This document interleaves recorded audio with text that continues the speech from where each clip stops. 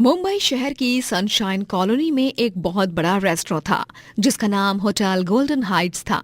वो एक 5 star restaurant और होटल था। उसका मालिक एक अमीर आदमी होता है जिसका नाम मनमोहन होता है। मनमोहन पैसे और मन दोनों से ही खूब धनी होता है।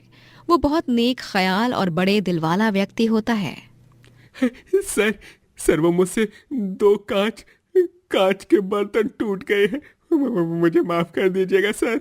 चाहे तो आप मेरी तनख्वाह मत दीजिए इस महीने की, लेकिन मुझे नौकरी से मत निकालिएगा। अरे कैसी बातें कर रहा है राजू।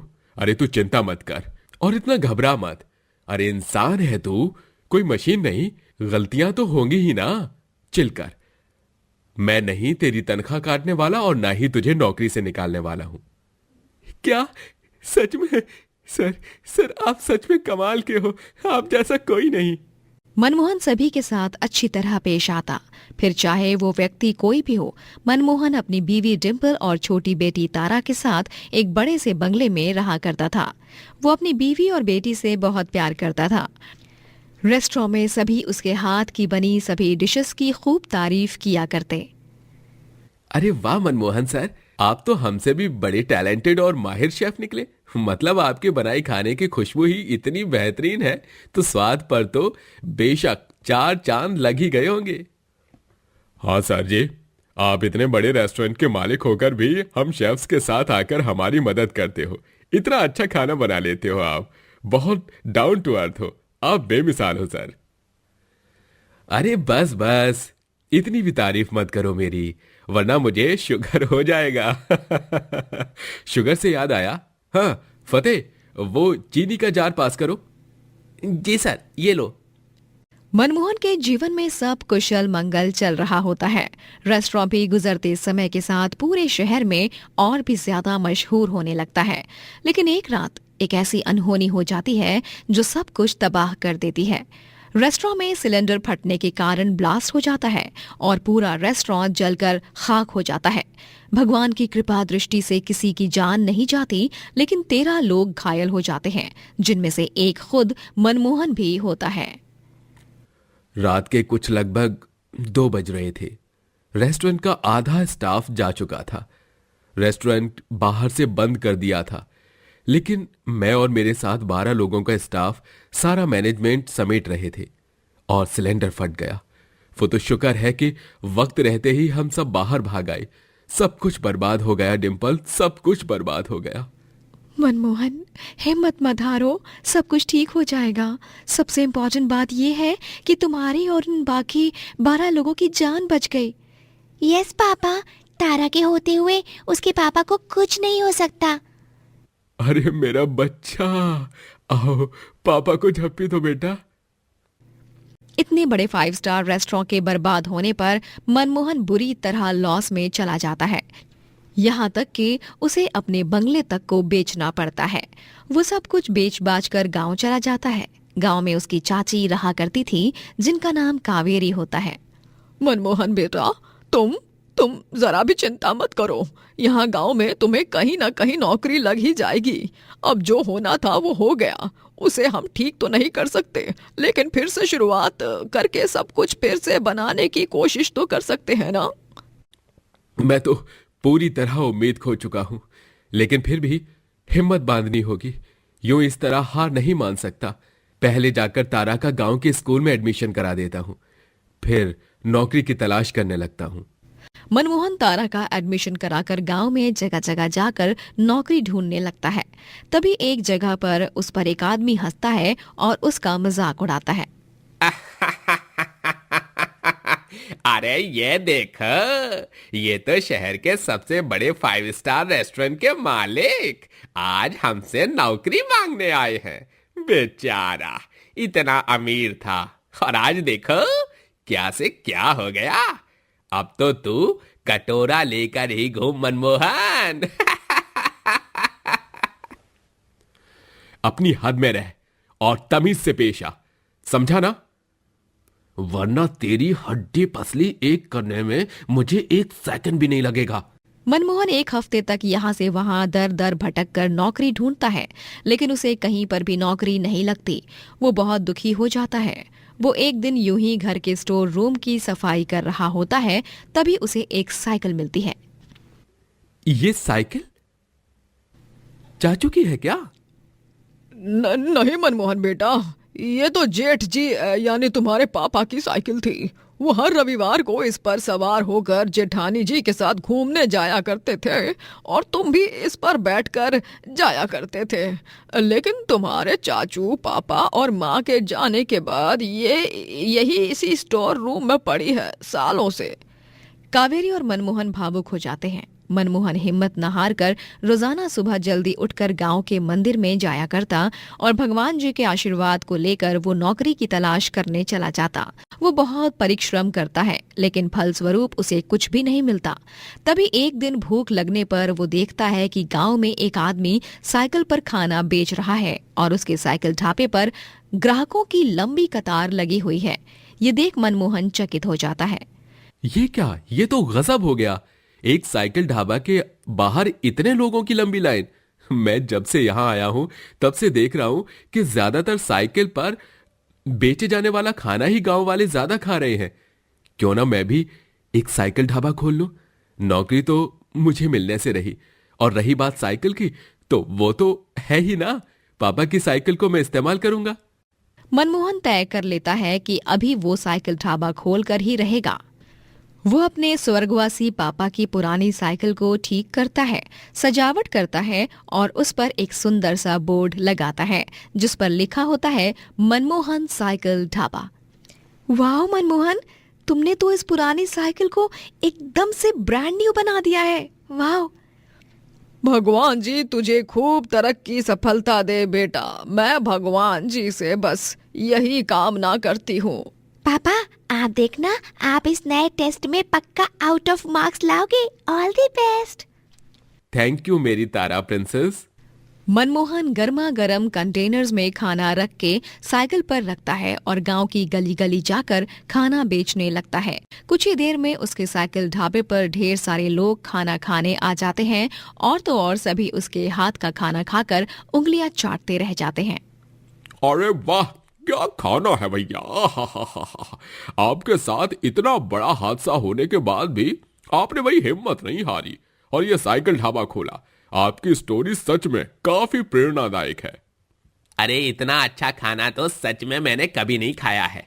बहुत कमाल का साइकिल ढाबा है आपका भाई साहब। आपका बहुत बहुत धन्यवाद भाई साहब। मनमोहन अपने साइकिल ढाबे से पैसे कमाकर उन्हें इकट्ठा करने लगता है और तो और वो अखबार और इंटरनेट पर भी बहुत प्रसिद्ध हो जाता है। इतना बड़ा आदमी एक साइकिल ढाबे वाला बन गया है, इस बात से सभी को बहुत बड़ा झटका लग जाता है। लेकिन वो मनमोहन पैसों को इकट्ठा करके गांव में एक बड़ा 5 स्टार रेस्टोरेंट खोलता है और उसकी रिबन कटिंग सेरेमनी में वो अपनी चाची जी को भी रिबन काटने को कहता है। मनमोहन बेटा, तू ही है वो जिसने इस गांव का सबसे पहला 5 स्टार रेस्टोरेंट खोला। मुझे तुझ पर बहुत गर्व है बेटा। साइकिल ढाबा के साथ पापा की साइकिल के रूप में उनका आशीर्वाद हमेशा मेरे साथ ही था और आज शायद उसी आशीर्वाद का नतीजा है ये रेस्टोरेंट। कावेरी रिबन कट करके रेस्टोरेंट का उद्घाटन करती है और इसी तरह मनमोहन अब हर एक शहर में अपने रेस्टोरेंट के चेन्स ओपन करता है और अपने जीवन में बहुत तरक्की करता है। शिखरपुर नामक एक गांव में भूषण अपनी बीवी फाल्गुनी और 2 छोटे बेटे बेटी राधा और राजू के साथ रहा करता था। भूषण अपने खेत में सब्जियां उगाता था और उन्हें बाजार में जाकर बेचा करता था। सब्जी ले लो, सब्जी ताजा ताजा हरे भरे सब्जी, सब्जी ले लो सब्जी। अरे भाई साहब, मुझे 2 किलो भिंडी और टमाटर दे दो। अरे भूषण भाई, तुम्हारे खेत की सब्जियां पूरे बाजार में सबसे फ्रेश और स्वादिष्ट होती हैं। मुझे 3 किलो प्याज और 2 बड़ी जोड़ी मेथी देना और साथ ही 20 रुपए का थोड़ा पुदीना भी डाल देना।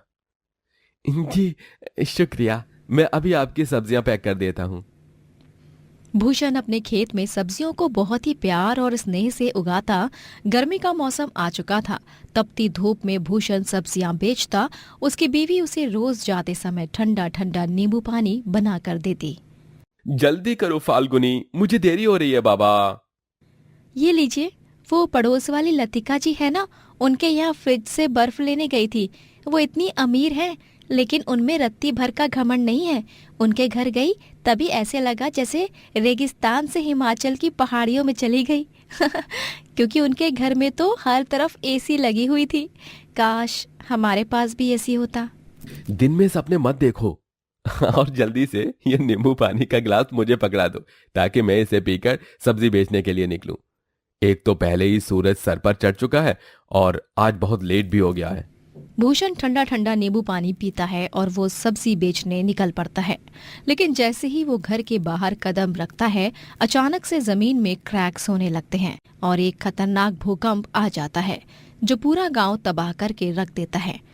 आधा गांव उस भयानक भूकंप में खत्म हो जाता है। भूषण, फाल्गुनी और राधा, राजू चारों सही सलामत बच जाते हैं, लेकिन उनका सब कुछ बर्बाद हो चुका था। अब वो सड़क पर आ चुके थे। भीषण गर्मी में वो चारों यहाँ से वहाँ नंगे पांव भटकते फिरते हैं। माँ पापा, मेरे पाँव बहुत जल रहे हैं। और मेरे भी माँ पापा। राधा बिटिया, तू मेरे पास आ। राजू बेटा आओ।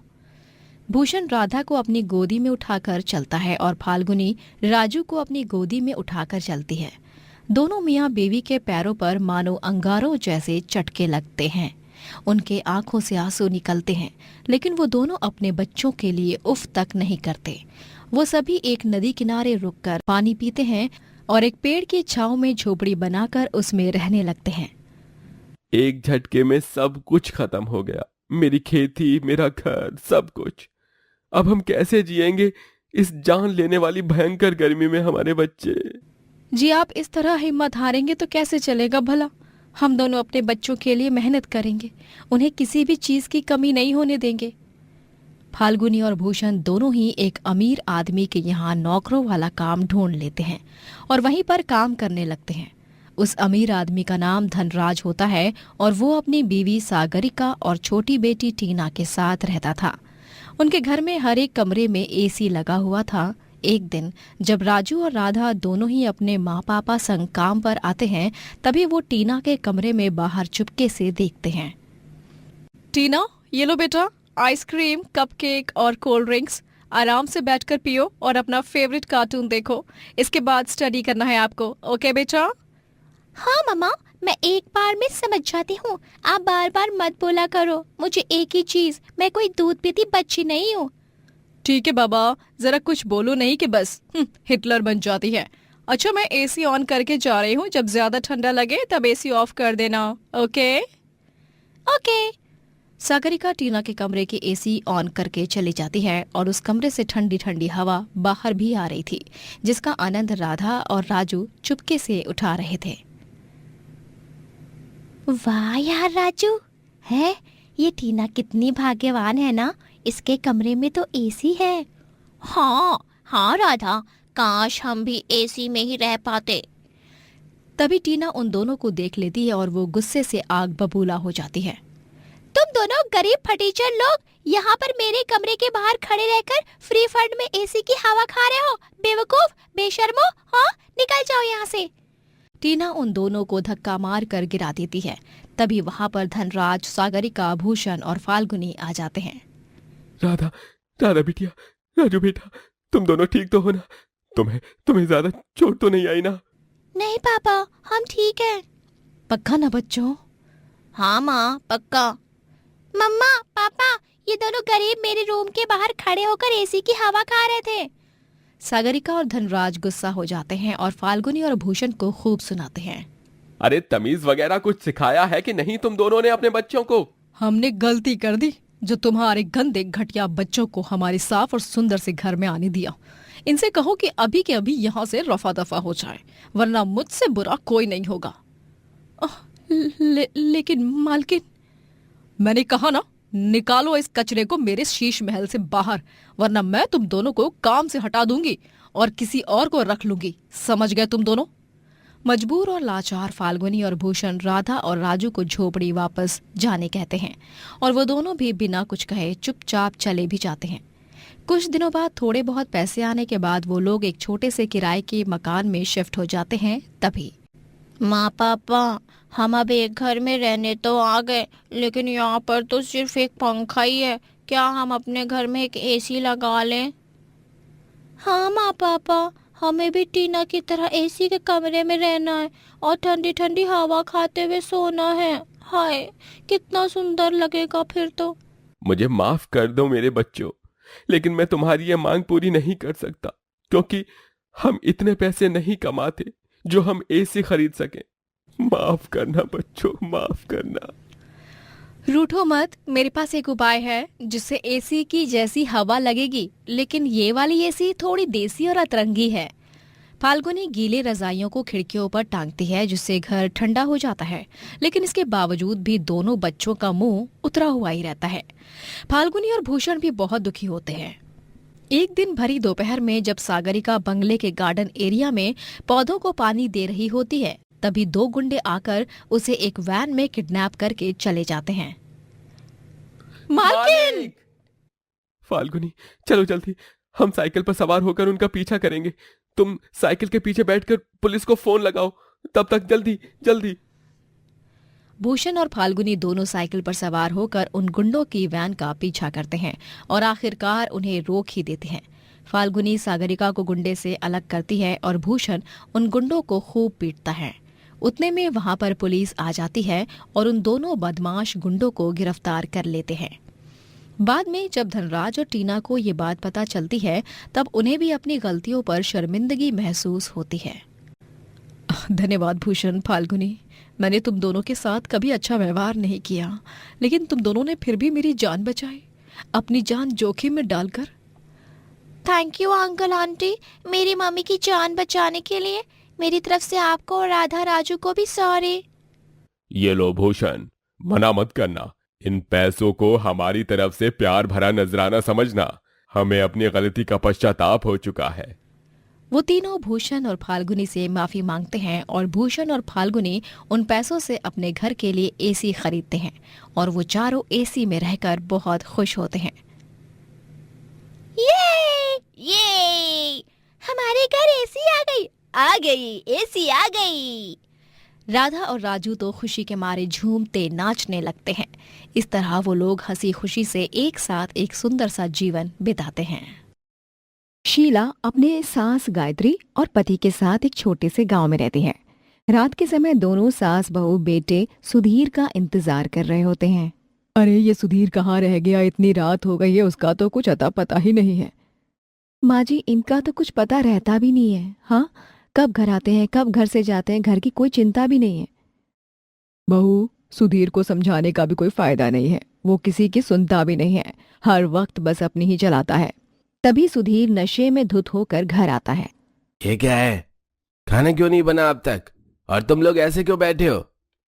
तू फिर से आज पी कर आ गया। अरे तुझे कितनी बार समझाया, इतना मत पिया कर, तेरी वजह से घर के हालात और खराब हो रहे हैं। तुझे घर दिखाई नहीं देता है क्या? नहीं, मुझे घर नहीं दिखाई देता है, मुझे तो बस अपनी शराब दिखाई देती है। और जल्दी से मेरे लिए खाना लगाओ, मुझे बहुत ज्यादा भूख लगी है। अरे घर में खाने के लिए कुछ होना भी तो चाहिए ना, राशन खत्म हो गया है।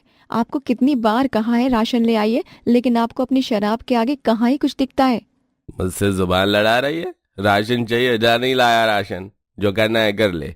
एक तो पति थका हारा घर आता है, पति को पानी पूछने की जगह ताने दिए जा रहे हैं। सुधीर नशे की वजह से अक्सर अपने परिवार वालों के साथ बहुत ही गलत बर्ताव करता है।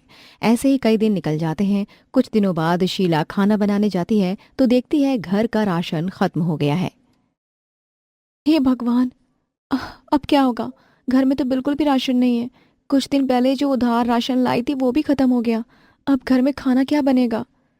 शीला काफी उदास बैठी होती है। तभी वहां गायत्री आती है। बहू, क्या हुआ? तो इतना उदास क्यों बैठी है? माँ जी, अब मैं आपको क्या बताऊं, घर में बिल्कुल भी राशन नहीं है और ना ही हाथ में पैसे। उधार जो राशन लाई थी वो भी खत्म हो गया। अब मुझे ये समझ नहीं आ रहा हम लोग खाएंगे क्या। दुकान वाला भी अब तो उधार नहीं देगा, क्योंकि पहले का ही उधार चुकाया नहीं हमने। बहू, अब बस बहुत हो गया है। हम कब तक ऐसे ही हालातों की वजह से हाथ पे हाथ रखकर बैठे रहेंगे? मुझे यही लगता है कि अब हमें कोई भी काम करना चाहिए। माँ जी, मुझे भी यही लगता है कि हम कोई काम करते हैं, किसी के आगे हाथ फैलाने से तो अच्छा ही रहेगा ना कि हम कोई काम करें। लेकिन माँ जी, हम करें तो क्या करें, हमें तो कुछ आता भी नहीं है। बहू, ये सवाल तो तूने बिल्कुल सही किया है। हम तो कुछ खाने पीने का भी नहीं बेच सकते हैं। मुझे तो बस दाल चावल ही आता है, और वो तो कोई खाएगा भी नहीं। अरे माँ जी, हम पानी पूरी बेच सकते हैं। आपको पता है, मायके में मैं जब भी पानी पूरी बनाती थी ना, तो वहाँ आसपास के लोगों को भी बहुत पसंद आता था। सब खाने के लिए आते थे। बहू, फिर सोचना क्या है, हम पानी पूरी का ही ठेला लगाते हैं। दिशा मिलते ही दोनों सास बहू अब अपना पानी पूरी का ठेला लगाने लगती हैं। आओ भाई, सास बहू की बढ़िया पानी पूरी खाओ। ऐसी पानी पूरी आपने कभी नहीं खाई होगी। एक बार खाओगे बार बार आओगे। सोचना क्या है भाई, आओ आओ, पानी पूरी खाओ बढ़िया वाली। ऐसी पानी पूरी कहीं मिलेगी नहीं। हाँ हाँ भाइयों और बहनों, आओ पानी पूरी खाओ। दोनों बाजार के बीच में अपना ठेला लगाते हैं। आंटी, पानी पूरी कितने की है? बेटा, 10 की 6 पानी पूरी है। आंटी, हर जगह तो 10 की 4 पानी पूरी है। आप इतने कम पैसों में इतनी ज्यादा पानी पूरी क्यों दे रही हो? बेटा, हम तो बस चाहते हैं कि लोग यहाँ पानी पूरी खाने आए तो उनके यहाँ से वापस जाने से पहले उनके मुंह से हमारी पानी पूरी का स्वाद ना चला जाए, इसीलिए थोड़ी ज्यादा दे रहे हैं। आंटी, मुझे भी खिला दीजिए।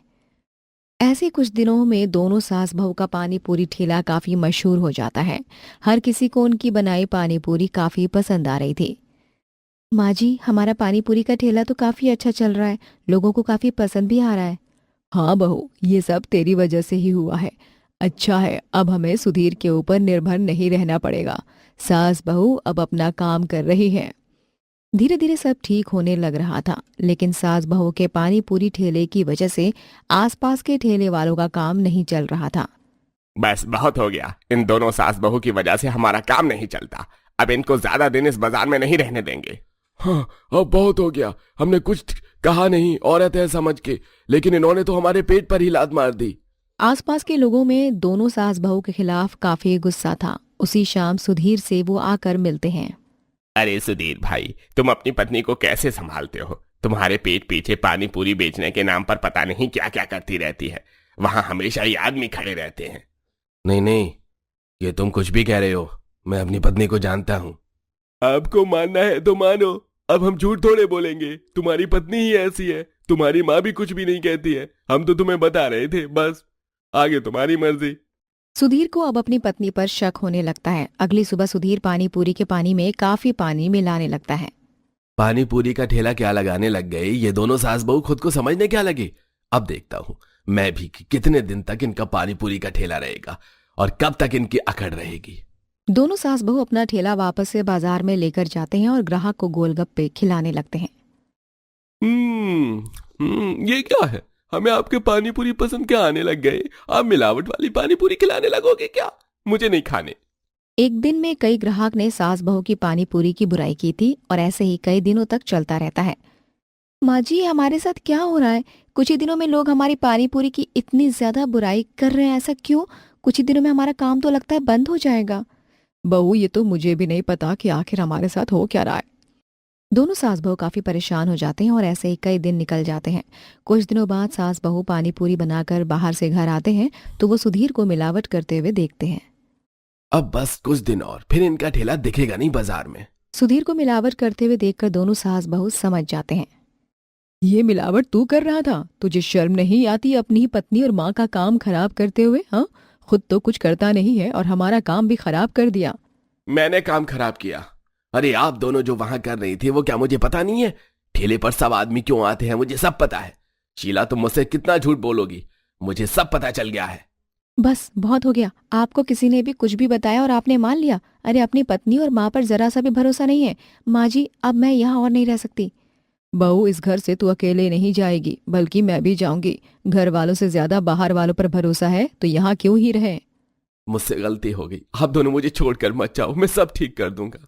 सुधीर को अपनी गलती का एहसास हो जाता है, लेकिन अब काफी देर हो जाती है। दोनों सास बहू अब दूसरे गांव में अपना पानी पूरी का ठेला लगाते हैं और वहीं रहते हैं। सुजीत एक काफी गरीब आदमी होता है जो अपने परिवार के साथ रहता है।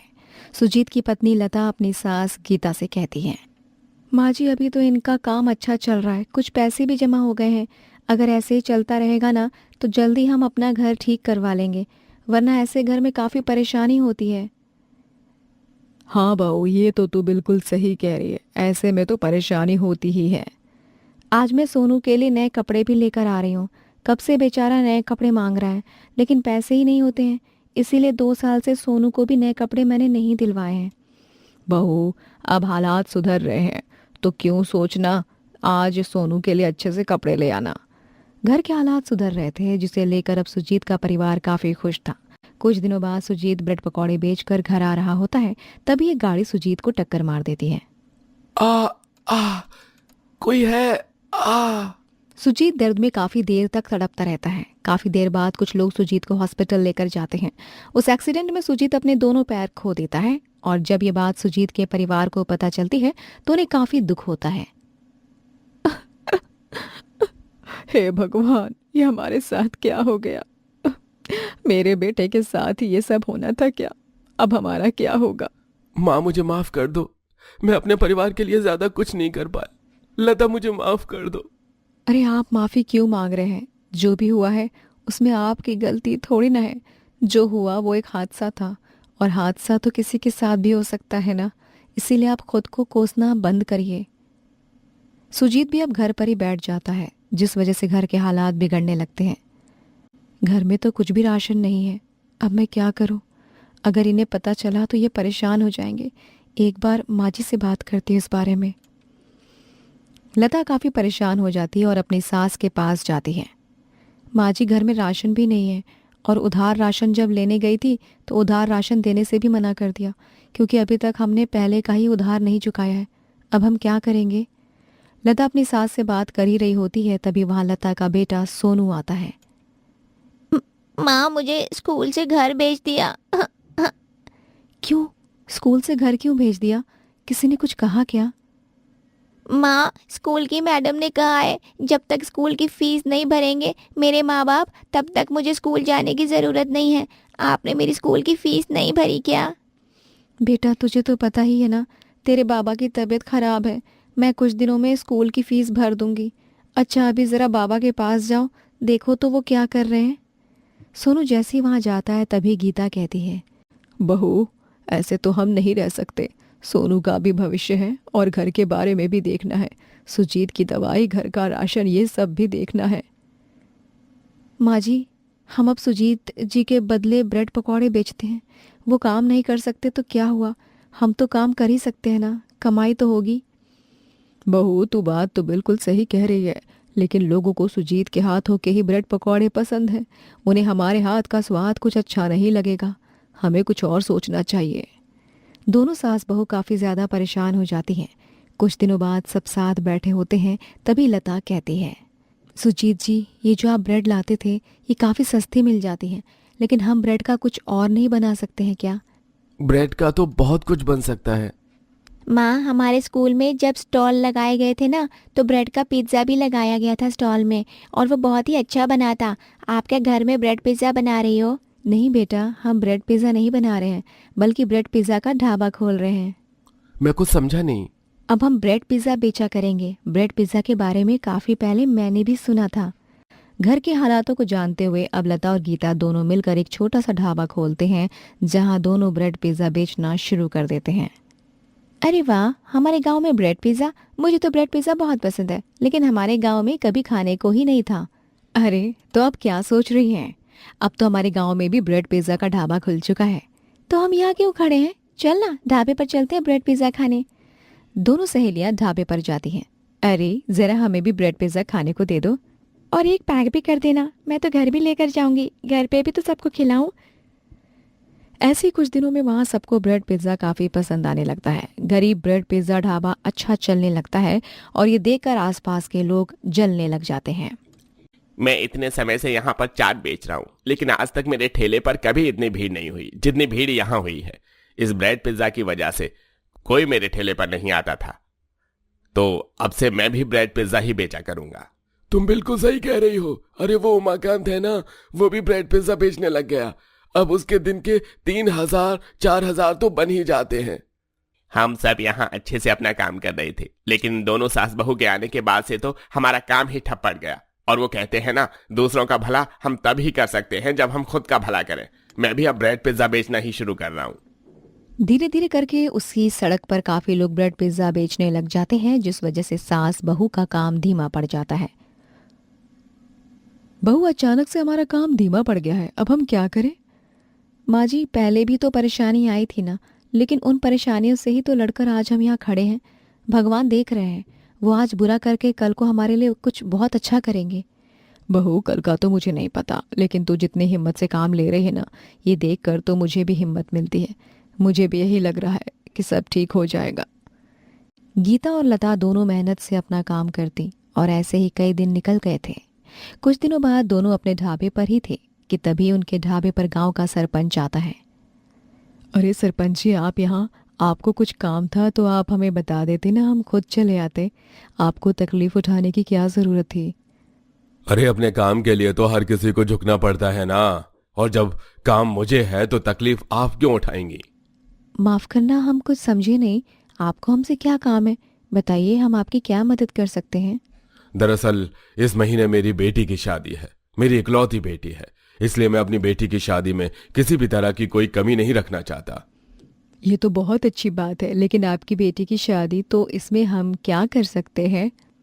मेरी बेटी को आपके ढाबे का ब्रेड पिज्जा काफी ज्यादा पसंद है और वो चाहती है कि उसकी शादी में आपका बनाया हुआ ब्रेड पिज्जा भी रहे, इसलिए मैं आपको ऑर्डर देने आया हूँ। ये रही एडवांस पेमेंट। बहू, तू बिल्कुल सही कहती है। भगवान मुश्किलों के बाद रास्ता भी खुद ही दिखाते हैं। देख, हमारा ढाबा कैसे अच्छा नहीं चल रहा था और अब अचानक से ये ऑर्डर। हाँ माँ जी। दोनों सास बहू अब ब्रेड पिज्जा के लिए बड़े बड़े ऑर्डर लेना शुरू कर देती हैं और ढाबा खूब अच्छे से चलाते हैं। सुमन अपने पति अजय और अपने बेटे मोहित के साथ रहते हैं। ये लोग काफी अमीर थे, इन्हें किसी भी चीज की कोई कमी नहीं थी और साथ में ही खाने के भी बहुत शौकीन थे। एक दिन सुमन ने मटर पनीर बनाया होता है और पति बेटे को बताते हुए बोलती है, अरे तुम लोग अब तक बड़े उतावले थे खाने के लिए, और अब जब खाना बन गया है तो तुम लोग शांत कैसे हो गए? मैंने मटर पनीर बनाया है। अरे अपना उतावलापन इसीलिए ही तो रोका था कि जैसे ही मटर पनीर बने और हम उस पर हमला करें। मुझे तो बहुत जोर से भूख लग रही है। माँ, मुझे कॉलेज जाना है, आज बहुत जरूरी असाइनमेंट देना है और मैं लेट हो गया हूँ पहले से ही। अब अगर मैं खाने के लिए बैठ गया ना तो और भी ज्यादा लेट हो जाऊंगा, इसलिए आप मेरा खाना पैक कर दो, मैं कॉलेज में जाकर ही खा लूंगा। मोहित अपने कॉलेज के लिए निकल जाता है, लेकिन वो अपने कॉलेज नहीं बल्कि उस लड़की मेघा के पास जाता है जिसे मोहित बहुत प्यार करता था। वो दोनों साथ में बहुत समय बिताते हैं। ऐसे ही कई दिन निकल जाते हैं। कुछ दिनों बाद मोहित मेघा के बारे में अपने घर वालों को बता देता है। मोहित के घर वाले शादी के लिए मना नहीं करते हैं और मोहित की शादी मेघा के साथ करवा देते हैं। अब मेघा अपने ससुराल आ जाती है और सब कुछ संभाल लेती है। एक दिन अजय अपनी बहू से बोलता है, अरे मेघा बहू, बहुत दिन हो गए हैं, तुमने अपना कुछ बंगाली खाना नहीं बनाया। अरे हम लोग बंगाली बहू लेकर आए हैं और बंगाली खाना ही खाने को ना मिले तो क्या फायदा? नहीं ससुर जी, आपका मन है बंगाली खाना खाने का तो मैं आपके लिए फिश फ्राई बनाती हूँ। मैं फिश फ्राई बहुत टेस्टी बनाती हूँ। अब तक सभी लोगों को यही बहुत पसंद आया है और मैंने अपने ससुराल में अभी तक फिश फ्राई और चावल बनाया भी है। आज मैं सबके लिए खाने में फिश फ्राई और चावल ही बनाती हूँ। मेघा सबके लिए फिश फ्राई और चावल बनाती है, जो कि सब लोगों को बहुत ज्यादा पसंद आता है और हर कोई उसकी बहुत तारीफ करता है। अब अक्सर मेघा अपने ससुराल में फिश फ्राई और चावल बनाया करती थी, क्योंकि अब मेघा के ससुराल वालों की फिश फ्राई और चावल खाने की डिमांड अक्सर रहती थी। ऐसे ही एक दिन सुमन और अजय की एनिवर्सरी की पार्टी होती है, जिसमें मेघा फिश फ्राई और चावल भी बनाती है। वहां आए सब लोग फिश फ्राई की बहुत तारीफ करते हैं। सुमन की एक सहेली लता सुमन को तोहफा देते हुए बोलती है, अरे सुमन, तुम तो बहू नहीं बल्कि बहू के नाम पर शेफ लाई हो। अरे बहुत बढ़िया फिश फ्राई चावल बनाया था उसने। वैसे तो मैं डाइट पर हूँ, लेकिन फिश फ्राई और चावल इतने ज़्यादा टेस्टी थे कि 2 बार खाए मैंने और फिर भी मन नहीं भरा। ये तो तुमने बिल्कुल सच कहा लता। मेरी बहू की तो यही खासियत है कि वो फिश फ्राई और चावल बहुत ही अच्छा बनाती है। अब तक हम लोग ही उसकी तारीफ करते रहते थे, लेकिन अब तो कई ज़्यादा लोग तारीफ कर रहे हैं। तारीफ करने लायक तो बहू लाई हो सुमन तुम। तभी तो बता रही हूँ कि जो इंसान डाइट पर था उसे भी मजबूर कर दिया, और तभी तो तुम लोगों की पार्टी में बार बार फिश फ्राई और चावल बहुत कम पड़ रहे थे। बेचारी बहू को कितनी बार बनाना पड़ा था ना खाना। हाँ, अरे कोई बात नहीं, अब घर में मेहमान है, पार्टी है, तो इतना तो चलता रहता है। खुशी की बात तो बस ये है कि सब लोगों को खाना बहुत पसंद आया। मेघा की हर कोई तारीफ ही करता रहता है। ऐसे ही हंसी खुशी दिन निकल रहे होते हैं। कुछ दिनों बाद अचानक से अजय की कंपनी में बहुत ज़्यादा आग लग जाती है, और आग लगने की वजह से काफ़ी ज़्यादा नुकसान होता है। इस भारी नुकसान को अजय संभाल नहीं पाता और देखते ही देखते पूरा बिजनेस डूब जाता है। और अब इतने बड़े घर से एक छोटे टूटे फूटे घर में आ जाते हैं सब। मुसीबतें भी एक के बाद एक आने लगती हैं। अजय और मोहित दोनों ही अब नौकरी ढूंढने लगते हैं, लेकिन उन्हें कहीं भी नौकरी नहीं मिलती है और वो बहुत ज़्यादा उदास होकर घर आते हैं। हम लोगों ने बहुत जगह नौकरी की तलाश की, लेकिन कहीं भी हमें कोई नौकरी नहीं मिली। हमारे हालात दिन पे दिन खराब होते जा रहे हैं, कोई काम नहीं है, पैसों की दिक्कत भी बढ़ती जा रही है। आप लोग चिंता मत कीजिए, सब ठीक हो जाएगा। मुसीबतें आई हैं तो हम लोग उसका डट के सामना करेंगे। मेघा सबको हिम्मत तो देती है, लेकिन सच तो हर कोई ही जानता है ना। मेघा अब आस पड़ोस वालों से बात करने लगती है और पड़ोस में रहने वाली चंदा को दोस्त बना लेती है। चंदा आलू टिक्की बेचती है। एक शाम जब चंदा अपना आलू टिक्की का ठेला लेकर जा रही थी तो मेघा उसे देखकर खुद से कहती है, अभी किसी के पास कोई काम नहीं है, लेकिन मैं तो अपना काम शुरू कर सकती हूँ ना। सबको मेरे हाथ के फिश फ्राई और चावल बहुत पसंद है, तो मैं इसका ठेला लगा सकती हूँ। मेघा अब फिश फ्राई और चावल का ठेला लगाती है और कुछ ही दिनों में मेघा के फिश फ्राई और चावल आसपास में फेमस हो जाते हैं और अब दूर दूर से लोग वहाँ पर मेघा की बनाई फिश फ्राई और चावल खाने आने लगते हैं। इस छोटे से ठेले से मेघा अब काफ़ी पैसे कमाने लगती है। ये सब देखकर मेघा के परिवार वाले बहुत खुश होते हैं और अजय अपनी बहू की तारीफ करते हुए कहता है, हमारी बहू ने हमारा नाम रोशन कर दिया। उस मुश्किल घड़ी में जब हमारे पास कोई काम नहीं था, हम लोग इतने परेशान थे, उस समय में हमारी बहू मेघा ने ही हमारे लिए इतना कुछ किया है। ये तो आपने बिल्कुल सही कहा। इसी बहाने अब बहू भी खुद का काम कर रही है। पहले बस घर के लोगों के लिए ही फिश फ्राई और चावल बनाती थी, लेकिन अब तो बहू का जगह जगह नाम हो गया। ये सब कुछ आप लोगों के आशीर्वाद से ही हो पाया है, वरना ये कभी भी नहीं हो पाता। और मैंने जो कुछ भी किया है अपने परिवार के लिए किया है। धीरे धीरे मेघा के ठेले से सब ठीक हो जाता है, लेकिन मेघा को तरक्की करता देखकर चंदा खूब जलने लगती है। एक दिन चंदा सबसे छुपकर मछलियों पर जहरीला पाउडर छिड़कती है और हंसते हुए खुद से कहती है, ये क्या समझती है हाँ खुद को? कल की आई लड़की अब मेरे पेट पर लात मारेगी? नहीं, मैं ऐसा होने नहीं दूंगी, बिल्कुल नहीं। इसकी वजह से ज्यादा ग्राहक मेरे ठेले पर नहीं आते हैं। सब लोगों को इसकी बनाई फिश फ्राई चावल ही खाने होते हैं। तो अब आएगा ना मजा। अब लोग इसका बनाया फिश फ्राई चावल खाएंगे और मर जाएंगे। लोगों के मरने का इल्जाम आएगा फिश फ्राई चावल वाली मेघा पर। चंदा बहुत खुश हो रही होती है क्योंकि उसको अपने प्लान पर पूरा यकीन था मेघा को फंसाने का। लेकिन तभी वहां सुमन और अजय आ जाते हैं और चंदा को देख लेते हैं। वो लोग तुरंत पुलिस को फोन करके बुलाते हैं और चंदा को गिरफ्तार करवाते हुए बोलते हैं, मेरी बहू मेहनत करके अपना पेट पाल रही थी, हम सब लोगों की जिंदगी को वापस ठीक करने की कोशिश कर रही थी, और एक तू है जिसने कभी दूसरों की मदद तो नहीं की लेकिन दूसरों का काम बर्बाद करने आ गई। शर्म आनी चाहिए तुझे। अच्छा हुआ हम लोगों ने तुझे ये सब करते हुए देख लिया। अब तू अपनी असली जगह पर पहुंच जाएगी। चंदा को पुलिस लेकर चली जाती है और साथ ही मेघा अब एक बड़ी सी दुकान खोल लेती है जहां उसका पूरा परिवार भी मदद करता है और अब मेघा के फिश फ्राई और चावल काफी ज्यादा मशहूर हो जाते हैं। ये कहानी है 3 बहुएं कालिंदी, अक्षरा, लावण्या और उनकी 2 सास सरोज और इंदुमती की। बृजमोहन ने सबसे पहले इंदुमती से शादी की थी, लेकिन शादी के बाद पता चला कि इंदुमती बांझ है। तब उसने दूसरी शादी करने का फैसला लिया और उसने सरोज से शादी की। और उससे 3 बेटे हुए। कुछ सालों बाद बृजमोहन चल बसा। अब देखते हैं क्या होता है जब 3 बहुएं और 2 सास एक ही छत के नीचे रहती हैं। तब क्या क्या बवाल होता है। ओ त्रिमूर्ति बहुओं, अरे कहाँ मर गए? कब से बुला रहे हैं हम। कानपुर में हड़ताल मच गई है क्या तुम तीनों के? अरे सोई होंगी हाँ, गहरी नींद में। और का आवत है इन तीनों को? हाँ। तभी तीनों बहुएं वहां हाजिर हो जाती हैं। इंदु माँ जी, काहे को खाली फोकट में कुछ भी बोल रही हो? आ ही रहे थे ना, बस बहाने दे दो आप लोगन को हमरे बारे में बुराई करे के खातिर। हाँ। अरे नारी हमरी फूल सी बहू, तू तो हमरी सबसे फेवरेट बहू है, तुझे थोड़े ना हम कुछ कहेंगे। आप दोनों का भारत मिलाप हुआ हो तो आप दोनों सासू माई बताएंगे कि क्यों भोपू की तरह बजे जा रही थी आप दोनों इतनी सुबह सुबह। हाँ वही तो।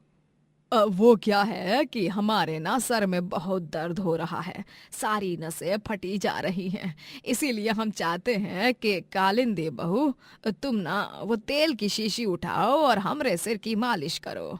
और अक्षरा बहू तुम ना हमारे लिए गाजर का हलवा बनाओ, बहुत मन हो रहा है खाने का। और लावण्या बहू तुम वो शाम के भोग प्रसाद को बनाने की तैयारी में लग जाओ। ठीक है सरोज माँ जी। 1 मिनट, का ठीक है? हाँ का ठीक है? अरे ओ सरोज मैडम, ये तीनों तुम्हारी ही नहीं हमारी भी बहुएं हैं। हाँ, और ये तीनों वही करेंगी जो हम कहेंगे। का बहुओं? ओ इंदुमती, याददाश्त उम्र के साथ कमजोर हो जा रही है तुम्हारी। अरे भूलो मत, बृजमोहन जी ने हमसे शादी की थी क्योंकि तुम बाज थी, और इन तीनों के पति हमारे बेटे हैं। 9 महीने हमने उन्हें अपनी कोख में पाला है। हम उनकी देवकी माँ हैं, तुम तो उनकी यशोदा माँ ही ठहरी। तो जब ये तीनों हमारे बेटों की बीवियां हैं तो इन तीनों पर तुमसे ज्यादा हमारा हक है। हाँ, बस फिर क्या होना था। इसी बात पर दोनों सासों में कहासुनी शुरू हो जाती है। हाँ, तुम्हारी इतनी मजाल। अरे बृजमोहन जी ने तो हमसे ही प्यार किया था, उनकी पहली बीवी हम हैं, और इन तीनों बहुओं पर भी पहला हक हमरा ही होगा। हाँ। नहीं, ये तीनों मेरा कहा गया काम करेंगी। नहीं, अक्षरा बहू जाओ बम ले आओ। बम? लेकिन इंदु माँ जी बम क्यों? कहाँ फोड़ना है? अरे बम, वो मालिश वाला। ओ बम, ओके। ज्यादा खी खी खी खी खू खू खू मत करो, हमरे घुटनों की मालिश करो। हाँ, और तुम कालिंदी बहू जाकर प्याज के पकौड़े तलो, और लावण्या बहू तुम हमरे कमरे की अलमारी को साफ करो, धूल बहुत जम गई है उमा। उका है फिर चूहा लोगन आके अपन डेरा जमाएंगे और हमरे महंगे महंगे सुंदर सुंदर कपड़े और बाकी का कीमती सामान खराब हो जाएगा। हमने कह दिया ना, ये तीनों बहुएं मेरी ही सुनेंगी। तभी परेशान होकर तीनों बहुएं एक ही बार में चिल्लाती हैं, बस बस बस। सरोज माँ जी, इंदु माँ जी, कितना लड़ेंगी आप हम तीनों के लिए? वही तो, हमरे तो कान के पर्दे फट गए भैया। भूलिए मत, हम तीनों भी आप ही की बहुएं हैं, और आप दोनों के जो भी काम है हम तीनों आपस में मिल बांट कर उन कामों को पूरा कर लेंगे। एकदम 100% सही कह रही है जिज्जी। फिर तीनों बहुएं मिलकर दोनों सास का काम करती हैं।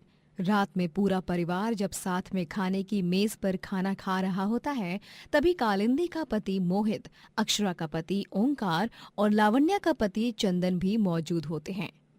और हमारे तीनों लल्ला कैसे हैं? कारोबार कैसा चल रहा है? आपके तीनों लल्ला एकदम लल्लन टॉप है सरोज माँ।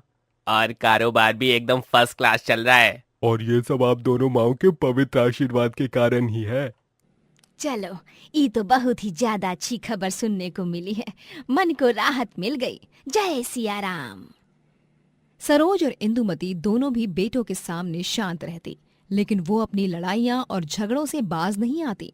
वो दोनों रोजाना लड़ाई करके अपनी तीनों बहुओं का जीना दुश्वार कर देती हैं। हमने कह दिया तो कह दिया, आज खाने में बैंगन का भरता ही बनेगा, और तुम तीनों को हमारी बात ही माननी होगी आज। नहीं, आज खाने में कढ़ाई पनीर बनेगा। हमारे तीनों बेटों को पनीर बहुत पसंद है। तुम तो ऐसे कह रही हो जैसे कि वो तीनों तुम्हारे बेटे ही हैं और हमरे क्या, हमरे दुश्मन। हाँ, तुम तो एक नंबर की नासपीटी हो। हाँ, नास पीटी होगी तुम। बहुओं जाओ, हमने फ्रिज में पनीर काट के रख दिया है, जाकर बढ़िया सा कढ़ाई पनीर बनाओ और अपने पतियों का दिल जीत लो। और हाँ, मक्खन डालते वक्त कोई आनाकानी मत करना, मेरे तीनों लड्डू गोपाल को मक्खन बहुत पसंद है। लेकिन हमारी बात तो सुनो इंदु माँ जी, अब बहस का है, हम तीनों के पति देवन को पनीर ही पसंद है तो बना देते हैं ना वही, काहे को इतनी सी बात का इतना बड़ा बतंगड़। हाँ। तीनों बहुएं इंदुमती को चुप कराती हैं और कढ़ाई पनीर ही बनाती हैं। दोनों सास में रोज का युद्ध तो जारी रहता है, लेकिन एक दिन तो पानी सर के ऊपर चला जाता है। मोहल्ले की विमला काकी के बेटे गिरीश की शादी होती है और उसमें जाने के लिए दोनों सास सुंदर से तैयार हो जाती हैं। वो दोनों तीनों बहुओं के पीछे हाथ धोकर पड़ जाती हैं और कहती हैं, अक्षरा बहू, लावण्या बहू, कालिंदी बहू, तुम तीनों मुझे तैयार कर दोगी? वो दिवाली के दिन जैसे तुम तीनों सजी थी, क्या मेकअप लगाया था, आहा, वैसे ही कर दो ना मेरा भी मेकअप। और हाँ अक्षरा बहू, तुम ना मेरे बालों को भी वो क्या कहते हैं, हाँ, बालों को स्टाइल कर देना, एकदम पुराने जमाने की हीरोइन सामान लगने चाहिए हम। हा, सबकी नजर सिर्फ हम पर ही छाई होनी चाहिए। इतने में इंदुमती वहाँ आ जाती है और वो चिल्लाती है, एक मिनट, ये तीनों तुमरा नहीं हमारा मेकअप करेंगी। हाँ, बहुत हुआ तुम्हारा सरोज, ये तीनों हमारे बहुए हैं, हमारा कहना नहीं मानेंगी। बहुओं, तुम तीनों से हम कह रहे हैं ना, आज तुम तीनों ना नुकुर नहीं कर सकती। हाँ, तुम तीनों को हमारा मेकअप करना ही होगा, वो भी हर हाल माँ। लेकिन इंदु माँ जी। लेकिन वेकिन गया तेल लेने, हमका नहीं पता। जब देखो तब आ जाती हो हमारी बहुओं के और हमारे बीच में, हैं? तुम्हें कितनी बार बताए कि इन तीनों पर सबसे ज्यादा हमारा हक है। नहीं, तुम जाओ पार्लर में, ये तीनों बहुएं तो हमारा ही मेकअप करेंगे आज, जाओ। नहीं, तुम जाओ, हम काहे जाएं? और फिर से इंदुमती और सरोज में बहस छिड़ जाती है और तीनों बहुएं इतनी परेशान हो जाती हैं कि उनका गुस्सा सातवें आसमान पर पहुंच जाता है और वो तीनों अपना बोरिया बिस्तरा बांधती हैं और घर छोड़कर जाने के लिए बाहर निकलती हैं। बस, बहुत ड्रामा देख लिया आप लोगों का, अब और ना ही सहन हो सकता है। हाँ, इसीलिए हम तीनों घर छोड़ के जा रहे हैं। अपने पतियों से जुदाई मंजूर है, लेकिन आप दोनों जैसी सास के साथ रहना, वो भी एक छत के नीचे, कतई मंजूर नहीं। हाँ, चलो निकलते हैं। तीनों बहुएं घर छोड़कर निकल ही रही होती हैं कि उतने में सरोज और इंदुमती उन्हें रोक लेती है। रुक जाओ बहुओं, रुक जाओ, हमें माफ कर दो, हम दोनों आपस में नहीं लड़ेंगे आइंदा से। हाँ बहुरियों, हमका माफ कर दो, हम फिर कब्बो कब्बो कब्बो कब्बो नहीं करेंगे ऐसा।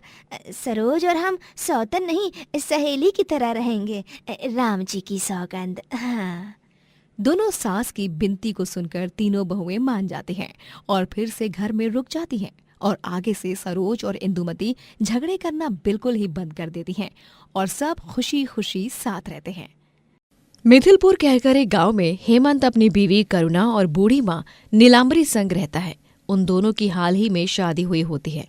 हेमंत का गांव में एक ढाबा होता है जहां वो अंडा बिरयानी, अंडा चावल, ऑमलेट, अंडा भुर्जी और कई सारे अंडे से बने वाले पकवान बनाकर बेचा करता है। उसके घर के आंगन में हेमंत ने कई सारी मुर्गियां पाल रखी होती हैं, जिनकी वो काफी अच्छे से देखरेख करता है। माँ जी, ये हेमंत जी कहाँ चले गए? उन्हें मैंने अभी अभी नाश्ता परोसा है। करुणा बहू, हेमंत बाहर आंगन में अपनी मुर्गियों को उनका खाना दे रहा है। वो हर रोज खुद अन्न का निवाला खाने से पहले उन्हें खिलाता है। करुणा, मुर्गियों से ही तो हमें अंडे मिलते हैं और उनके अंडों से बने हुए पदार्थों से हमारा ढाबा चलता है, तो हमें उनकी देखरेख तो करनी चाहिए, है ना? उनकी देखरेख बहुत अच्छे से करनी चाहिए, क्यों माँ? बिल्कुल सही कहा हेमंत बेटा। सच में हेमंत जी, आप बहुत अच्छे इंसान हो। हेमंत के ढाबे पर सबसे ज्यादा अंडा चावल बिकता है। लोगों को उसके ढाबे का अंडा चावल पसंद आता है। ओए होए होए, क्या अंडा चावल है! आ हा हा हा हा, मजा ही आ गया मुझे तो इसे खाकर। सच में ऐसा अंडा चावल मैंने आज से पहले कभी नहीं खाया। बहुत जायकेदार बना है ये। हेमंत का ढाबा इस अंडा चावल के लिए ही तो जाना जाता है। यहाँ के अंडे से बने पदार्थों को खाकर तो ऐसा लगता है कि और खाएं, मन ही नहीं भर पाता। इतने स्वादिष्ट और मजेदार पदार्थ हैं, और ये अंडा चावल, ओहो, ये तो इस ढाबे की जान है, जान। क्यों, सही कहा ना मैंने हेमंत भाई? जी, एकदम सही कहा आपने भाई। मेरे ढाबे का अंडा चावल खाने लोग दूर दूर से आते हैं, और सभी ग्राहकों का यही प्यार देखकर मुझे अपने काम को करना और अच्छा लगता है। अरे तुम्हारे ढाबे की बात ही गजब है, इसीलिए तुम्हारा ढाबा इतना मशहूर है। यूं ही तरक्की करते रहो मेरे भाई। धन्यवाद।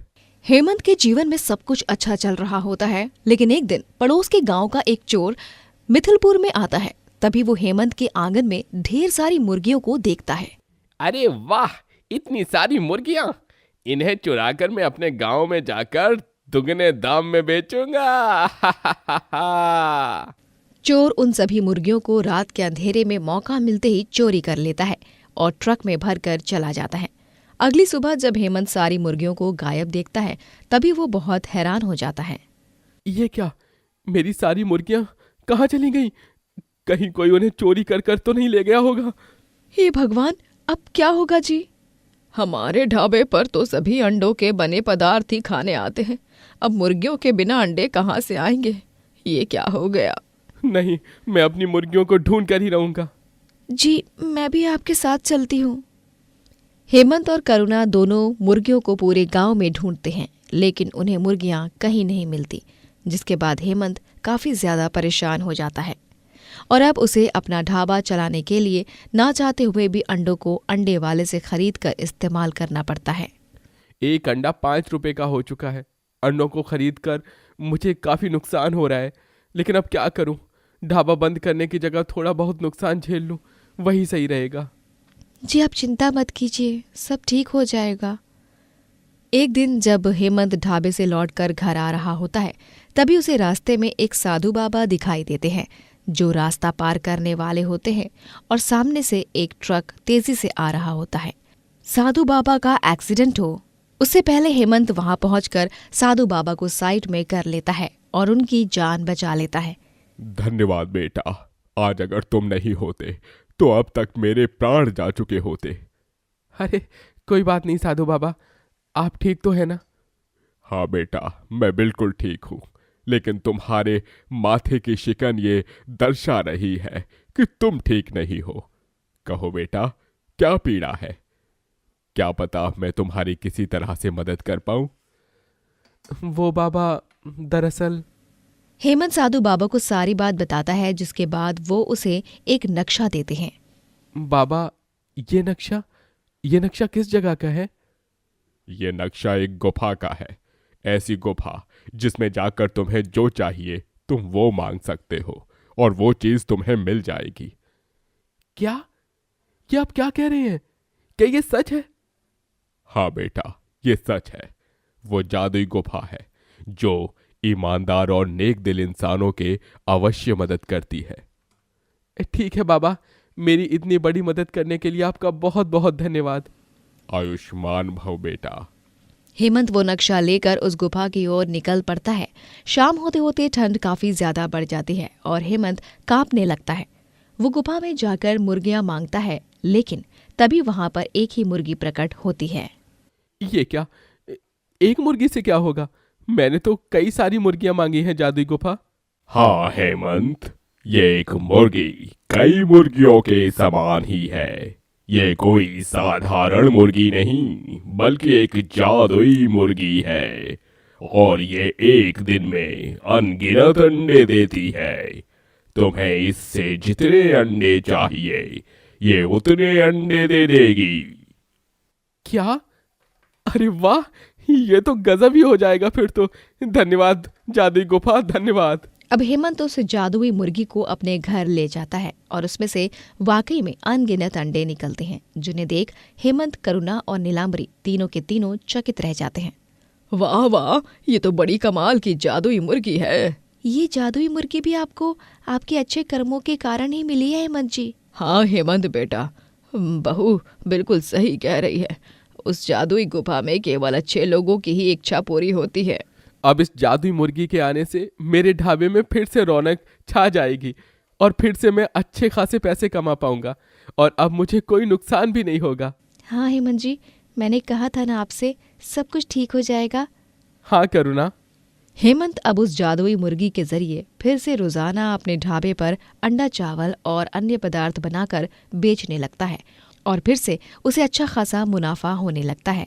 फिर एक दिन जब वो चोर उस गांव में फिर से आता है, तभी वो हेमंत के घर के बाहर से झांक कर उसके घर में उस जादुई मुर्गी को देखता है और जादुई मुर्गी को लगातार ढेर सारे अंडे देते देख उस चोर की आंखें फटी की फटी रह जाती हैं। ओ तेरी, इसका मतलब ये एक जादुई मुर्गी है। इस मुर्गी को अगर मैंने चुरा लिया तो फिर तो मैं अंडों को बेच बेच कर करोड़पति बन जाऊंगा। अब चाहे कुछ भी हो जाए, आज तो मैं इस जादुई मुर्गी को चुरा कर ही रहूंगा। वो चोर घर खाली होते ही वहां जाता है और जादुई मुर्गी को चुराने के लिए उसके पास आता है। तभी अचानक से उस पर से पिंजरा गिरता है और चोर उस पिंजरे में कैद हो जाता है। तभी वो जादुई मुर्गी गुस्से से कहती है, तुझे क्या लगा मूर्ख चोर, तू चुपचाप मुझे चोरी करेगा और मुझे पता भी नहीं चलेगा। मैं कोई मामूली मुर्गी नहीं, एक जादुई मुर्गी हूँ, समझा तू?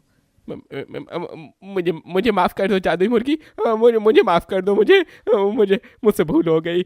मैं आइंदा से चोरी नहीं करूंगा। नहीं, तुम्हें मैं तभी छोड़ूंगी जब तुम हेमंत और उसके परिवार के सामने अपना गुनाह कबूल करोगे कि तुमने ही उसकी सारी मुर्गियां चुराई थी। ठीक है जादुई मुर्गी, मैं अपना गुनाह कबूल करने के लिए तैयार हूँ। बस मुझे इस पिंजरे से आजाद कर दो। लेकिन चोर जब अपने गुनाह को कबूल करता है तब हेमंत उसे खूब मारता है और फिर पुलिस के हवाले कर देता है। जादुई मुर्गी के पिंजरे से आजाद होकर वो चोर अब जेल में कैद हो जाता है, जिसके बाद हेमंत उस जादुई मुर्गी के अंडे के जरिए अपना ढाबा चलाता है और बहुत नाम कमाता है। शीतल और प्राची दोनों जुड़वा बहनें होती हैं। शीतल काफी चालाक होती है और वहीं प्राची काफी मासूम और भोली भाली होती है। शीतल की शादी तय हो चुकी थी, इसीलिए शीतल की माँ पार्वती उससे कहती है, बेटा, अब तेरी शादी का दिन नजदीक आ ही गया है और अब भी तू खाना बनाना नहीं सीख रही है। अरे कब तक ऐसे ही चलेगा? तू ससुराल जाकर मेरी नाक कटवाना चाहती है क्या? क्या माँ, आप भी ना जब देखो शादी के पीछे पड़ी रहती हो। अरे खाना बनाना तो मैंने शादी के बाद भी सीख लूंगी ना, इसमें कौन सी बड़ी बात है। शादी के बाद सब तेरे हाथ का खाना खाना चाहते होंगे और तू तब कैसे खाना बनाना सीख पाएगी? बोल। माँ, शादी मेरी हो रही है, शादी के बाद मुझे दूसरे घर में जाना है ना। हाँ, फिर भी पता नहीं क्यों आप इतना परेशान हो रही हैं। अरे मैं अपने ससुराल में सब संभाल लूंगी। शीतल अपनी माँ की बात को ना ही मानती है और ना ही समझती है। कुछ दिनों बाद शीतल की शादी विनय नाम के लड़के से हो जाती है और शीतल अब अपने ससुराल आ जाती है। ससुराल आने के बाद शीतल की सास पूनम उसे बोलती है, बहू, कल कुछ मेहमान आने वाले हैं घर पर, तो तू सबके लिए खाने में कुछ अच्छा बना दियो। हाँ ठीक है। शीतल अगले दिन सबके लिए मटर पनीर बनाती है और जब वो पनीर खुद चखती है तो वो सब्जी उसे बिल्कुल भी अच्छी नहीं लगती है। इतनी बकवास सब्जी बनाई है मैंने, इसे तो कोई कुत्ता भी नहीं पूछेगा और मैंने सबके लिए ही सब्जी बनाई है। माँ सही कह रही थी, मुझे खाना बनाना सीख लेना चाहिए था, लेकिन मैंने तो YouTube पर देखकर कोशिश भी की। अब बन ही नहीं रहा खाना, तो मैं क्या करूँ? इन लोगों को पता चला कि मैं अच्छा खाना नहीं बनाती हूँ तो इनके ताने शुरू हो जाएंगे। कुछ तो करना ही पड़ेगा मुझे सबका मुंह बंद करवाने के लिए। शीतल से जब अच्छा खाना नहीं बनता है तो वो अपनी बहन प्राची को बुलाती है और सबकी नजर से बचाकर दूसरे कमरे में लेकर उसको जाती है। देख प्राची, तुझे तो पता ही है ना कि मुझे खाना बनाना बिल्कुल नहीं आता और तू मेरी बहन, तू ये कभी नहीं चाहेगी कि मेरा घर टूटे। तुझे मेरी मदद करनी पड़ेगी। तू अब यहीं रहियो और खाना बना दिया करियो। किसी को पता नहीं चलना चाहिए कि तू मेरे बदले खाना बना रही है। ठीक है। प्राची के आने के बाद अब शीतल बेफिक्र हो जाती है और प्राची रसोई संभाल लेती है। कुछ दिनों बाद प्राची रसोई में खाना बना रही होती है, तभी पीछे से विनय आता है और उसे पकड़ लेता है। जीजा जी। जीजा जी? मेरा मतलब है, ये आप क्या कर रहे हो? मैं खाना बना रही हूँ। अरे खाना तो तुम हमेशा ही बनाती हो ना, कभी पति के लिए भी थोड़ा समय निकाल दो। खैर, मैं खुद ही आ गया तुम्हारे पास। प्राची जैसे तैसे विनय से खुद को हटाकर बाहर चली जाती है, लेकिन अब गलतफहमी होनी ही थी। जब एक ही घर में दो जुड़वा बहनें रह रही हों, कुछ दिनों बाद सब लोग साथ बैठे होते हैं। प्राची भी वहाँ शीतल बनकर बैठी होती है। तभी पूनम बोलती है, अरे बहू, कल तू कहाँ गई थी विनय के साथ, बताया नहीं? मुझे तो कुछ बताया ही नहीं शीतल ने, अब मैं क्या बोलूं इन्हें। बहू, अब इतना भी क्या शर्माना, बताना कहाँ गई थी? माँ जी, दरअसल कल हम यही चाट खाने गए थे। मेरी पसंद वाली जगह पर ले गए थे विनय मुझे। ये तुम क्या बोल रही हो? कल हम मूवी देखने गए थे और फिर डॉक्टर के पास। तुम तो ऐसे बोल रही हो जैसे भूल गई हो। यार, फिर शीतल की जगह तुम कोई और हो? नहीं, मैं ही शीतल हूँ। वो मुझे लगा कि हमें माँ जी को नहीं बताना है, बस इसीलिए मैंने झूठ बोल दिया। मैं सबके लिए चाय बनाकर लाती हूँ। सभी लोगों को शीतल कुछ अजीब सी लग रही थी, क्योंकि वो शीतल तो थी ही कहाँ, वो तो उसकी जुड़वा बहन थी ना। ऐसे ही कुछ दिनों बाद पूनम प्राची के पास जाकर बोलती है, अरे बहू, जो लोग तेरी शादी के बाद आए थे ना, आज शाम को भी वही मेहमान आने वाले हैं। तो ठीक है। तू इतना सोचकर क्यों जवाब देती है बहू? मैं कई दिनों से देख रही हूँ, तुझे कुछ भी बोलते हैं तो तू इतना ज्यादा सोचने लग जाती है, जैसे हमने तुझसे पता नहीं क्या ही बोल दिया हो। तू ठीक तो है ना? हाँ माँ जी, मैं बिल्कुल ठीक हूँ। और मैं कहाँ सोच कर जवाब दे रही हूँ। उस दिन दाल मखनी तो टेंशन में खराब हो गई थी, लेकिन आप चिंता मत करो, अब की बार मैं सोया चाप बनाऊंगी। बहू, सच में ना? तू पक्का ठीक तो है ना? क्योंकि तेरी हरकतों से साफ पता चल रहा है कि तू बिल्कुल ठीक नहीं है। उस दिन तूने दाल मखनी नहीं बल्कि मटर पनीर बनाया था। तुझे हुआ क्या है बहू? देखा माँ जी, आपकी याददाश्त कितनी सही है। मैं तो यही चेक कर रही थी कि आपको सब याद रहता है या नहीं। रोज अब ऐसे ही कुछ होता जा रहा था, जिससे घर वालों का शक बढ़ता ही जा रहा था। ऐसे ही एक दिन शीतल सीढ़ियों से उतर रही होती है, तभी वो गिर जाती है और वहाँ पर विनय आ जाता है। शीतल, तुम क्या करती हो? थोड़ा तो संभल कर काम किया करो ना। अब देखो, लग गई ना तुम्हारे पैर में, दिखाओ मुझे। बहुत दर्द हो रहा है विनय, ऐसा लग रहा है पैर मुड़ गया। मुड़ा भी है और देखो सूजन भी आ गई है इतनी। सच में तुम डांट खाने का काम करती हो। अब क्या बस ऐसे ही डांटते रहोगे या फिर मेरी मदद भी करोगे? चलो कमरे में, मैं पहले स्प्रे लगा देता हूँ, फिर गरम पट्टी बांध दूंगा। विनय शीतल को कमरे में ले जाकर गरम पट्टी बांध देता है। शीतल भी आराम से सो जाती है। रात के समय जब विनय रसोई में पानी लेने जाता है और वहाँ प्राची आराम से काम कर रही होती है। शीतल, ये क्या? तुम्हें तो इतनी मोच आई थी, तुम कमरे में आराम कर रही थी, तो फिर यहाँ क्यों आई? और इतनी बड़ी मोच ठीक कैसे हो गई? तुम आराम से कैसे चल सकती हो? वो मैं आराम ही कर रही थी, लेकिन ज्यादा मोच थी नहीं, और जब खड़ी हुई तो दर्द भी नहीं हो रहा था, इसीलिए मैं यहाँ काम करने आ गई। आप चिंता मत करो, मैं ठीक हूँ। आप जाओ, मैं खाना बना लेती हूँ तब तक। विनय का शक अब बहुत ज्यादा बढ़ गया और वो सब कुछ अपनी माँ को बताता है। 2 दिन बाद जब प्राची खाना बना रही होती है, तभी पूनम की जोर से चिल्लाने की आवाज आती है। बचाओ मुझे, बचाओ! पूनम की आवाज सुनकर वहाँ विनय, शीतल और प्राची तीनों आ जाते हैं। इसका मतलब हमारा शक सही था। यहाँ माँ जी को कुछ हो गया है और आप ये क्या बोल रहे हो? मुझे कुछ नहीं हुआ, ये सब जुड़वा बहनों का झूठ पता करने के लिए किया गया है। शीतल, ये सब क्या है? मुझे माफ कर दो, मुझे खाना बनाना नहीं आता, इसीलिए मैंने ये सब किया। शर्म आनी चाहिए, बस खुद को अच्छा दिखाने के लिए ये सब किया। खुद ने कोशिश तक नहीं की और वाह चाहिए। तुम अपनी बहनों को रसोई संभालने के लिए लाई थी ना, लेकिन तुम्हारी बहन के व्यवहार की वजह से हमारे घर के लिए और तुम्हारी बहन ही अच्छी है। प्राची, मैं तुमसे शादी करना चाहता हूँ। विनय प्राची से शादी कर लेता है, जिसके बाद शीतल को अपनी गलती पर बस अफसोस ही होता रहता है। विधवा सुजाता अपने बेटे मिंटू और बेटी चिक्की के साथ रहती थी। वो गांव के एक बड़े और अमीर घराने में रह रहे यामिनी और वीरेंद्र के पास दिन भर काम करने जाती है और उसी कमाई से अपना और अपने बच्चों का पेट पालती। एक दिन की बात है, जब मिंटू और चिक्की दोनों स्कूल से छूटकर घर जा रहे होते हैं, तभी उनके क्लास के कुछ बच्चे एक बड़े से बर्गर और पिज्जा की दुकान में जाकर पिज्जा बर्गर खाते हैं। ये देखकर मिंटू और चिक्की को भी वो खाने का मन करता है।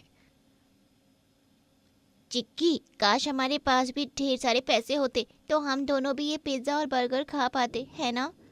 हाँ मिंटू, तू सही कह रहा है, लेकिन हमारे भाग्य में तो अमीरों जैसा खाना लिखा ही नहीं है। तू तो जानता ही है ना, हमारी माँ कितना कष्ट करती है, तब जाकर वो हमें 2 वक्त की रोटी खिला पाती हैं। हाँ चिक्की, सही कहा तूने।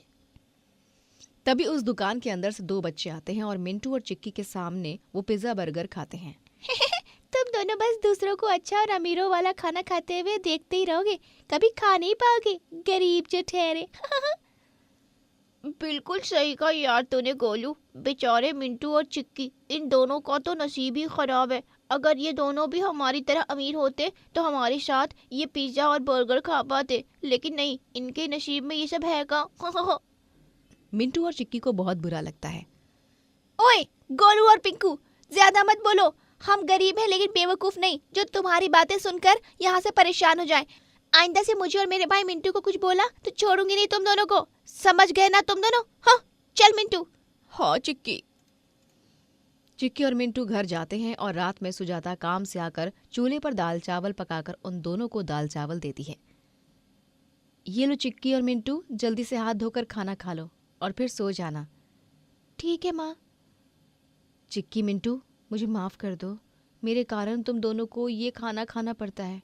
आज मुझे रोमिला बता रही थी कैसे बर्गर शॉप के बाहर खड़े रहकर तुम दोनों अपनी क्लास के बाकी बच्चों को अच्छा अच्छा खाना खाते देख रहे थे। रोमिला वहाँ से गुजर रही थी तभी। अच्छा ऐसी बात है क्या? माँ, आपको माफ़ी मांगने की कोई ज़रूरत नहीं है। मैं और मिंटू हमारी परिस्थिति को समझ सकते हैं। हाँ माँ, आप चिंता मत कीजिए, हम भी अमीरों वाला खाना खाएंगे। जब मैं बड़ा हो जाऊंगा तब मैं बहुत अच्छी नौकरी पर लगूंगा और ढेर सारे पैसे कमाकर वो सारी इच्छाएं पूरी करूंगा जिन्हें हम तीनों आज पूरी नहीं कर पा रहे हैं माँ। मेरे प्यारे बच्चे। सुजाता के बच्चे काफ़ी समझदार हो जाते हैं। फिर एक दिन जब सुजाता की मालकिन यामिनी के घर उसके पति वीरेंद्र की बड़ी सी बर्थडे पार्टी होती है, तभी वहाँ पर सारा अमीर खाना आता है। अरे ओ सुजाता मैडम, तुम यहाँ गेस्ट नहीं नौकरानी हो। जाओ, जाकर सबको कोल्ड ड्रिंक और नाश्ता सर्व करो। आई बड़ी नालायक कहीं की।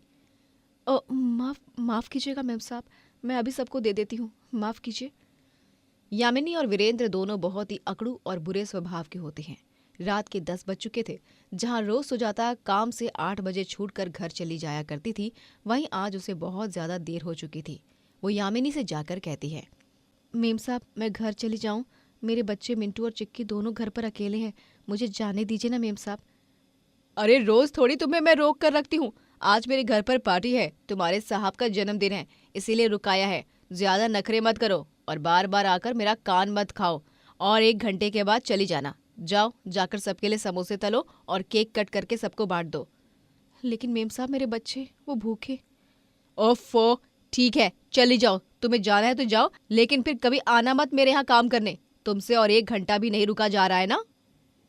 नहीं मेम साहब, ऐसा मत कीजिए। अगर आप मुझे काम से निकाल दोगी तो मैं अपना घर कैसे चलाऊंगी? ठीक है मेम साहब, मैं रुक जाती हूँ और 1 घंटा। सुजाता बहुत परेशान हो जाती है।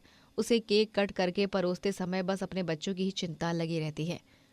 बेचारे मेरे बच्चे सुबह से भूखे हैं, कुछ बनाकर भी नहीं आई हूँ मैं काम के चक्कर में। लेकिन अगर अभी गई तो मेम साहब मुझे काम से निकाल देंगी। हे भगवान, जल्दी से वक्त गुजर जाए और फटाफट मैं अपने बच्चों के पास पहुँच पाऊँ और उन्हें जल्दी से कुछ खिला दूँ। एक काम करती हूँ, मैं पार्टी में आया हुआ बचा हुआ खाना ही अपने बच्चों के लिए ले जाती हूँ। मैं भूखी रह लूँगी वो चलेगा, लेकिन मेरे बच्चे वो भूखे नहीं रहने चाहिए। सुजाता अपने बच्चों के लिए पार्टी का बचा हुआ खाना लेकर जा ही रही होती है कि तभी उसे यामिनी रोक लेती है और वो सभी मेहमानों के सामने सुजाता को एक जोरदार थप्पड़ लगाती है। क्या हुआ मेम साहब, मैंने ऐसी कौन सी गलती कर दी जिसके बदले आप मुझसे ऐसे तमाचा मार रही हैं? अरे बेशरम गरीब गवार औरत, तेरी हिम्मत भी कैसे हुई मेरे घर से खाना चुरा कर ले जाने की, चोरी कहीं की। सही कह रही है यामिनी, तुमने ये खाना चोरी किया है। तुम जैसे नालायक गरीबों से और क्या ही एक्सपेक्ट किया जा सकता है। निकल जाओ मेरे घर से और ये खाना यही रख दो। आइंदा से यहाँ पर दिखी तो टांगे तोड़ दूंगी मैं तुम्हारी। लेकिन मेम साहब मैंने कोई चोरी नहीं की है। मैंने तो ये खाना लेकर जा रही थी, बस मुझे लगा कि फेंकने की जगह ये खाना मेरे बच्चे खा लेंगे। मेरा विश्वास कीजिए मेम साहब। चुप रहो तुम और अपनी फालतू की बकवास बंद करके दफा हो जाओ यहाँ से, इडियट। ऐसा मत कीजिए मेम साहब, मेरे पास और कोई काम नहीं है। एक आपके भरोसे मैं अपना घर चलाती हूँ, मुझे मत निकालिए काम से। साहब, मेम साहब, मैं आप दोनों के सामने हाथ जोड़ती हूँ, आप दोनों से विनती करती हूँ। सुजाता उन दोनों से खूब विनती करती है, लेकिन वो दोनों उसकी एक नहीं सुनते और उसे काम से निकाल देते हैं। जिसके बाद सुजाता के लिए सब कुछ बहुत कठिन हो जाता है। उसे अब कहीं और नया काम भी नहीं मिलता है और रोज उसे और उसके बच्चों को सूखा प्याज और रोटी खानी पड़ती। उनके हालात काफी खराब हो जाते हैं। लेकिन एक दिन सुजाता देखती है कि गांव में एक खाना बनाने का कंपटीशन हो रहा है, जिसमें से सबसे अलग और अनोखी डिश बनाएगा जो वो बनेगा विजेता। अरे वाह, मेरे पास तो ढेर सारी डिशेस हैं जिन्हें मैं अलग और अनोखे तरीके से बना सकती हूँ। मुझे इस प्रतियोगिता में भाग लेना चाहिए। मैं इसमें जरूर भाग लूंगी अब तो। सुजाता उस कंपटीशन में जाकर अलग और अनोखे प्रकार के गुलाब जामुन बनाती है और वो जजेस को काफी पसंद आते हैं और वो उसे ही विजेता बनाते हैं, जिसके बाद वो 5 लाख रुपए का इनाम जीतती है और नया घर और अमीरों जैसा खाना खाने लगती है। मैंने कभी नहीं सोचा था कि मैं ये अमीरों जैसा खाना खा पाऊंगी। सच में मुझे विश्वास नहीं हो रहा है अपनी किस्मत पर। माँ, आपने कर दिखाया है, हमें आप पर बहुत गर्व है। ये सब आपके अच्छे कर्मों की वजह से ही हुआ है माँ। आप हो ही इतनी अच्छी, इसीलिए भगवान जी ने आपके साथ अच्छा किया है। यहाँ सुजाता के साथ अच्छा हो जाता है, वहीं यामिनी और वीरेंद्र का बिजनेस में काफी लॉस हो जाता है, जिस कारण वो दोनों अमीर से गरीब हो जाते हैं और उनके खाने के लाले पड़ जाते हैं। इसीलिए हमें जीवन में हमेशा अच्छे काम करते रहना चाहिए, क्योंकि अगर हम अच्छे कर्म करेंगे तभी हमारे साथ अच्छा होगा, वरना बुरे कर्मों के फल की सजा बद से बदतर होगी।